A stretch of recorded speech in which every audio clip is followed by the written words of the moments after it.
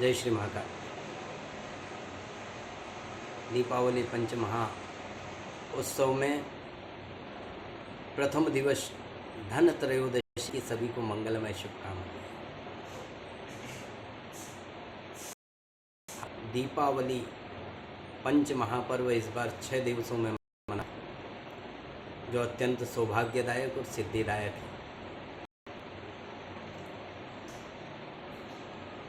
धन त्रयोदशी के मुहूर्त की बात करें तो सूर्योदय के समय त्रिपुष्कर इंद्र योग निर्मित था और ऐसे शुभ मुहूर्त में धन त्रयोदशी का प्रारंभ होना हमारे लिए लाभदायक है। अब इसमें हम यदि चौगड़िए या मुहूर्त पर चर्चा करते हैं तो चल लाभ अमृत के 3 चौगड़िए हमें प्रातःकाल में मिल रहे हैं जो शुभदायक हैं। 9:21 से प्रारंभ होकर 1:35 पर समाप्त हो रहा है और इस 1:35 के अंतर्गत ही अभिजीत महामुहूर्त भी हमें प्राप्त हो रहा है और यह अभिजीत मुहूर्त सिद्धिदायक है। इसमें खरीदी करना, सामग्री का लाना शुभदायक है। हमारे सामर्थ्य अनुसार सोना, चांदी, धातु, वस्त्र इत्यादि जो भी हम खरीद सकते हैं इस दिन हमें अवश्य खरीदना चाहिए।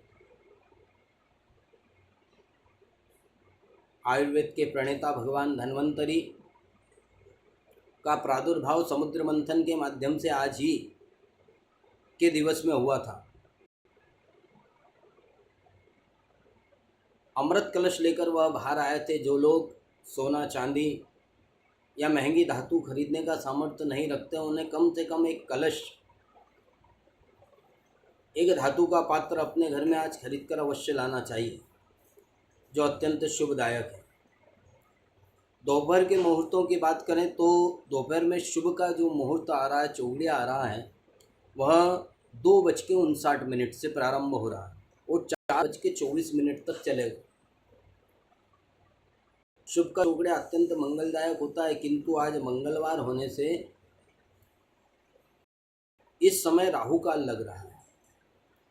यदि हम इस समय खरीदी से बचना चाहें तो इसमें किसी प्रकार की खरीदी नहीं करना चाहिए। राहु काल में खरीदी हुई सामग्री लाभप्रद नहीं होती है तथा संध्या के समय मुहूर्तों में अति उत्तम मुहूर्त प्रदोष काल की बेला में वृषभ लग्न आ रहा है, जिसमें भगवान धन्वंतरी का पूजन, दीप मालाओं का पूजन, दीपदान इत्यादि शुभता और मंगलतादायक होता है। तो इन कार्यों को करने से धन धान्य की वृद्धि होती है तथा भगवान धन्वंतरी हम पर प्रसन्न होते हैं। और जो लोग 5 दिवसीय भगवती लक्ष्मी का पूजन करते हैं, अनुष्ठान करते हैं, श्री सूक्त, कनकधारा स्तोत्र या देवी सूक्त, भगवान नारायण के साथ माता महालक्ष्मी के पूजन का विधान हमारे शास्त्रों में बताया है।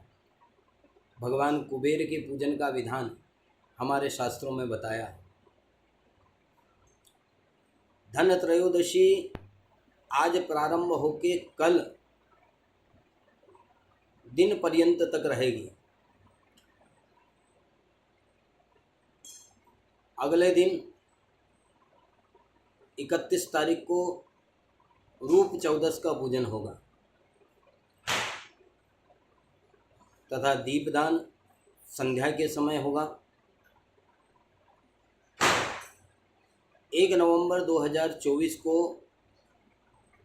भगवती लक्ष्मी के विधान शास्त्रों में सप्रमाणिक बताया है। भगवती लक्ष्मी का पूजन 1 नवंबर 2024 शुक्रवार के दिन करें। उत्तम योगों के साथ भगवती लक्ष्मी के पूजन का विधान बताया है।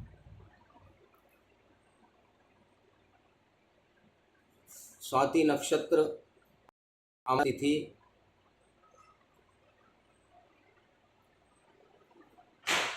और भी कई योग जो उस दिन निर्मित होना चाहिए, वह सभी योग एक साथ निर्मित है प्रदोष बेला में।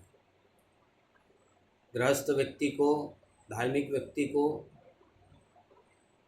भगवती लक्ष्मी की आराधना करने वाले लोगों को माता लक्ष्मी का पूजन संध्या के समय, गोधूली वेला में, प्रदोष काल में, और जहाँ तक हो सके वृषभ लग्न में पूजन करना चाहिए। तो उनके घर में माता लक्ष्मी स्थिर रूप से विद्यमान रहती है, स्थिर रूप से उसका निवास बना रहता है। अब कई प्रकार की भ्रांतियाँ फैली हुई है कि 31 तारीख को मनाएं या 1 तारीख को। तो भगवती लक्ष्मी का पूजन आप प्रतिदिन करें, किसी प्रकार की मनाही नहीं है। लेकिन दीपावली महापर्व 1 नवंबर 2024 शुक्रवार को शास्त्र सम्मत बताया। अब हम शास्त्रों की बात करें तो अनंत श्री कांचीकाम कोटिपीठ मूल आमनाय सर्वदा पीठ के जगत गुरु शंकराचार्य परम पूज्य प्रातः स्मरणीय श्रीमद् शंकर विजयेंद्र सरस्वती स्वामी के पावन सानिध्य में 2 दिवसीय सभा का आयोजन हुआ था। वह सभा 10 जून और 11 जून 2023 को रखी गई थी। उसमें पूज्य श्री ने 1 नवंबर 2024 शुक्रवार के दिन माता का विधान शास्त्र सम्मत बताया था और कहा कि 2024 में 1 नवंबर को दीपावली पर्व मनाना चाहिए। देखिए, दीपावली पर्व में 5 मुख्य चीज़ें होना बहुत आवश्यक हैं। दीपावली पावन पर्व में स्वाति नक्षत्र का योग, प्रीति योग, आयुष्मान योग, प्रदोष काल,